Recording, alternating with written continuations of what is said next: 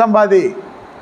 ஒரு கோணத்தில் நீங்கள் ஜெயிக்கப்பட்டிருக்கலாம், வாழ்க்கையில் ஒரு பகுதியில் ஜெயிக்கப்பட்டிருக்கலாம், பல பகுதிகள் நமக்கு காத்து கொண்டிருக்கிறது. அந்த ஒரு ஜெயத்தை வச்சு நிறைய பேர் வெற்றி நட போடுவதாக நினைத்து வீட்டுக்குள்ளே வந்து சமூக வெற்றியை வீட்டுக்குள்ளே கொண்டாட பார்ப்பான், வீட்டுக்குள்ளே பிரதிபலிக்க பார்க்கும். அதனால் குடும்பம் அவர்களை என்ன செய்து விடும், ஓரங்கட்டி கழட்டி விட்டு விடும். அதனால் பிள்ளைகள் தான் இஷ்டப்படி போவாங்க, மனைவி எல்லாம் பிள்ளைகள் வளர வரைக்கும் இருப்பாங்க. அது பிறகு மனைவிமார்கள் தங்களுடைய ஆளுகை, தங்களுடைய வல்லமை, தங்களுடைய பராக்கிரமத்தை எல்லாம் நிரூபித்து இவருக்கு எப்படி பாடம் புகட்ட வேணுமோ அப்படி பாடம் புகட்டுருவாங்க. இவ்வளோ பெரிய மனுஷர்களுடைய வாழ்க்கையிலெல்லாம் நாசமாவதுக்கு, விஐபி வாழ்க்கையிலெல்லாம் பெரிய பெரிய விரிசல் உழுவதுக்கான காரணம், விவிஐபியுடைய வாழ்க்கையெல்லாம் வெடித்து சேர்த்ததுக்கான காரணம் இதான்.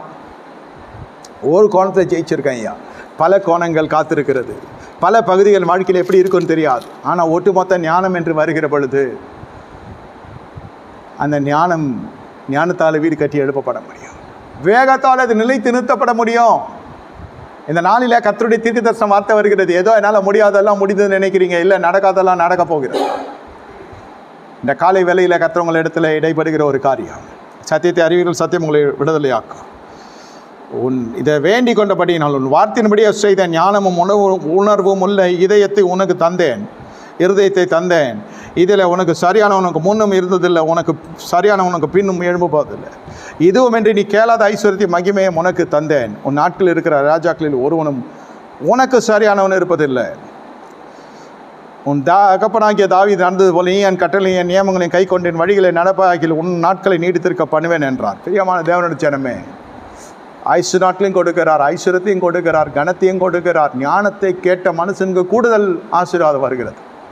அதனால தான் நேராக பண தேவைகளுக்காக ஜெபிக்கிற பொழுது அதுக்கு பின்னால் இருக்கிற ஒரு ஞானத்துக்கு நம்ம ஜெபிக்கணும்.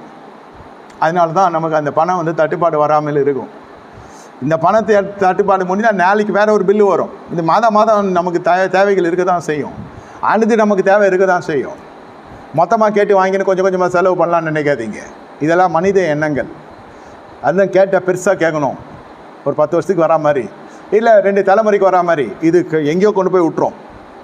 இந்த எண்ணம் மனசில் இருந்துச்சுன்னா உங்களுக்கு பண ஆசை எல்லா தீமைக்கு வேறாக இருக்குது, உங்கள் விசுவாசத்தை விட்டு வழிக்கு போகிற அளவுக்கு செய்திடும், இச்சிக்க செய்யும், அதுக்கு போராட செய்யும், அதுக்கு பாடுபட செய்யும்.